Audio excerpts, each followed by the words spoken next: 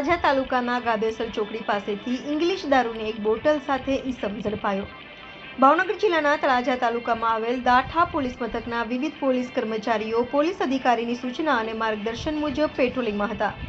તે દરમિયાન દિગ્વિજયસિંહ સરવૈયાને મળેલ બાતમીના આધારે બોરડા હાઈવે ગાદેસર ચોકડી પાસેથી શૈલેષભાઈ નકાભાઈ રહે બોરડા તાલુકો તળાજાવાળાને ભારતીય બનાવટની ઇંગ્લિશ દારૂની બોટલ સાથે ઝડપી લઈ અને તેમના વિરુદ્ધ પ્રોહિબિશન એક્ટ હેઠળ ગુનો નોંધી અને આગળની કાર્યવાહી હાથ ધરી હતી। બ્યુરો રિપોર્ટ સમ્રાટ સમાચાર તળાજા।